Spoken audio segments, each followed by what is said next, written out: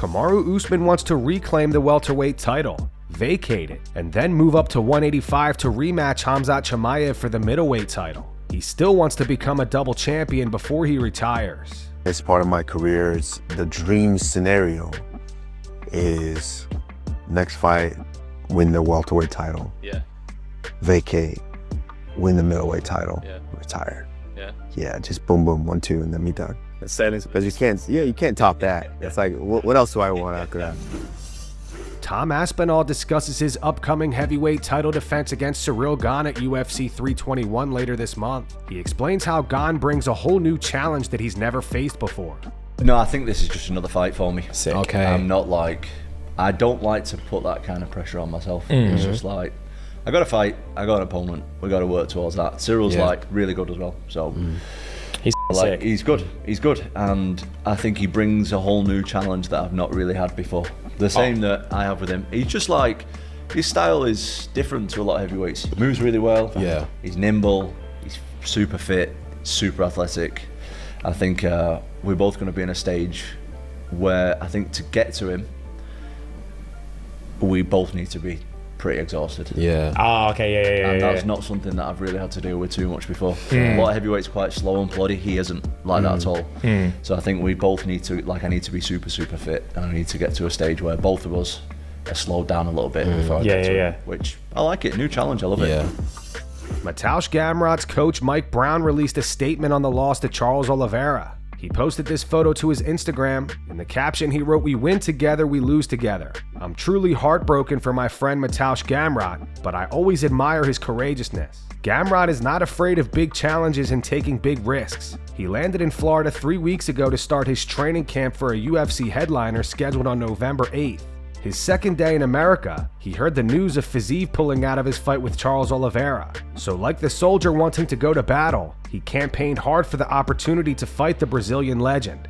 A few days later, he secured the fight. So Mateusz trained hard for about 12 days and jumped on a plane to Brazil and took his shot. It's always a gamble every time you step in the cage, and this time the gamble didn't pay off. The fight didn't go our way, but Gamrot still maintains that same warrior spirit and his passion like no other. He is truly one of a kind.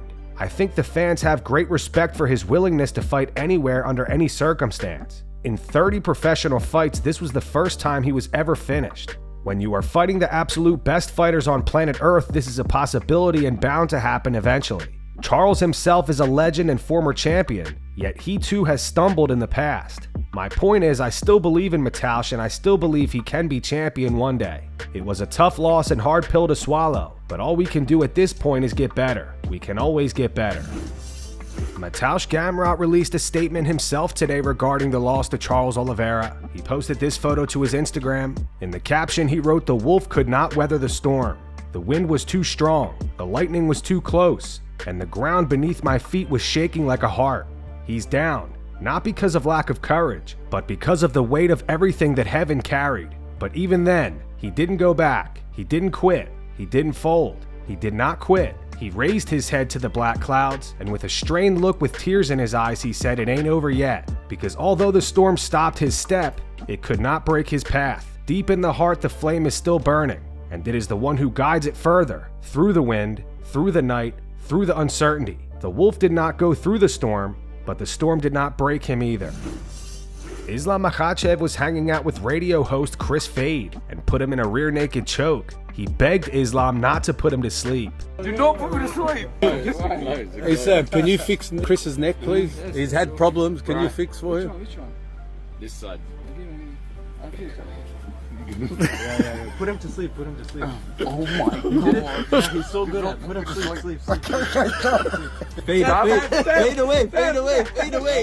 Make it fade away. Crazy. Fade away. Is it tight? Yeah, man. Shift your neck to his elbow, the corner of his elbow. Oh, yeah. No more. Hey, bring me water, right? Don't Zaid, give me water. Give water. No, don't put me to sleep. Do not put me to sleep. Do not take the water. Do not put me to sleep.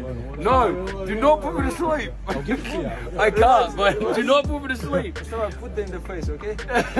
No, do not put me to sleep.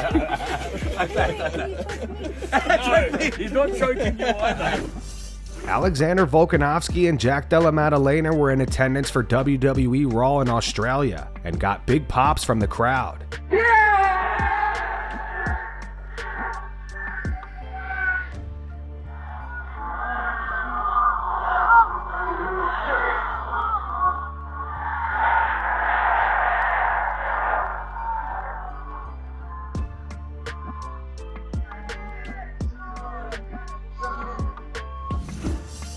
Beneil Dariush is set to face Benoit Saint-Denis at UFC 322 next month. Dariush recently snapped his 2-fight losing streak with a unanimous decision victory over Renato Moicano. He says it feels good to be entering this fight on a win and plans to make another run at the lightweight title. He told MMA Junkie it's good to be coming off a victory. Losing is really hard for me. I've spent a lot of time on my craft and believe I'm the best in the world, and I want my opportunity to prove it. Unfortunately, I fell short, but now I've got to work to get back to that position. I don't feel like I'm going to slow down. I think things are going to turn around, and I'm going to go on an even greater run than I was on before. He's very well-rounded. I can win in many different ways, and I can also lose in many different ways. It's going to be a tactical fight, and ultimately I think whoever is more well-rounded is going to win this fight. I have to make sure I'm staying sharp on everything. Offense, defense, and all the in-between. It's the little gaps in MMA that make a big difference, so I just have to stay sharp. Charles Oliveira responds to Max Holloway saying he doesn't want to wait to fight him at the White House. Charles says he is willing to fight Max in March. You versus Charles at the White House. Imagine? That shit to me is just tough because it's so far. It's so far away, bro. If we take that fight, it's going to be almost a year I'm going to be out of competition. If the fight happens on the White House card. MF at the White House, brother. The White House card is just so far away, you know what I mean? It's like a year, boys. Let that sink in, a year, boys. I don't know if I want to wait that long, but we see what happens. Never say never. You know what I mean? Max Holloway did it live right now. Disse que não aceitaria enfrentar He no said Brasil. he wouldn't fight you in Brazil, Foi mal.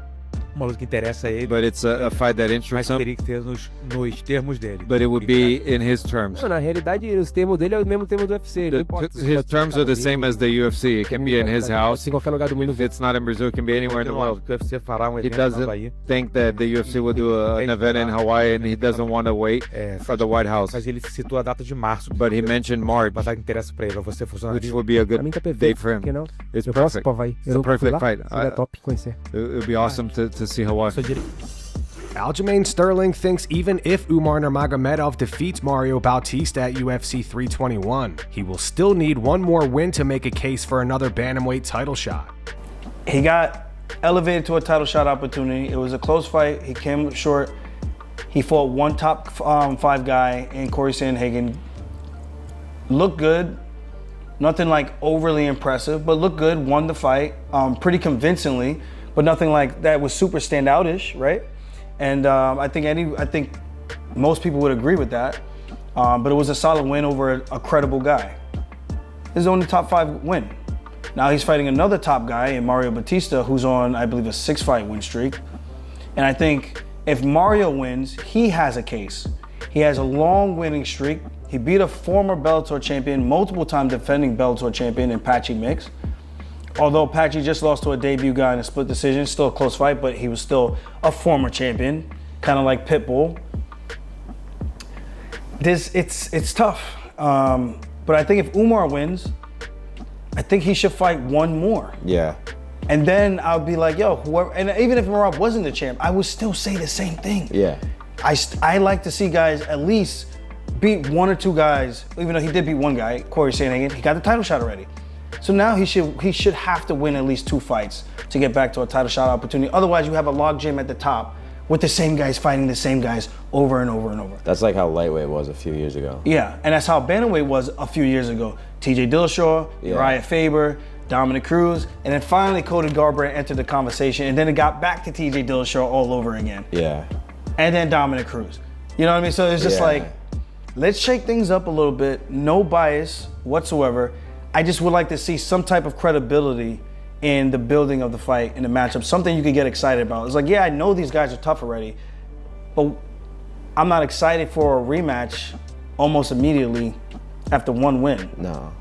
But like, I'm not really excited for a rematch with Jan either. So I'm not either. But as Jan tweeted, he wasn't impressed with Merab. I was like, okay. I mean, you were in there with him. Yeah. What? You weren't impressed? I thought that was pretty impressive. Tom Aspinall also recently posted some new sparring footage. Let us know how you think he looks in the comments.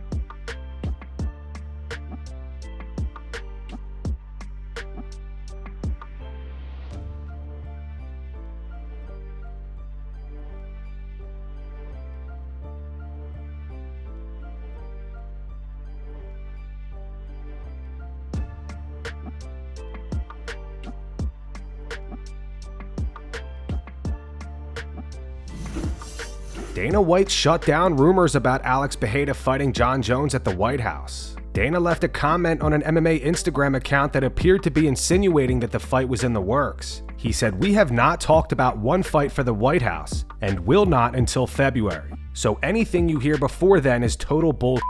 And that's going to wrap it up for the news. Thanks for watching. For daily MMA news and content, subscribe to Full Mount MMA and click the bell icon to be notified when we post videos. Here are the 3 top comments from last video. These comments are in reference to Paulo Costa running into Jean Silva at UFC RAW over the weekend. The first one's from UB Scarlet King. It says Paulo Costa straight up lil bro'd that chihuahua. The second one's actually from Paulo Costa himself. He just wrote the face holding back tears emoji. And the final one's from Jonathan Kahn. It says Jean looked like a puppy trying to get his owner's attention.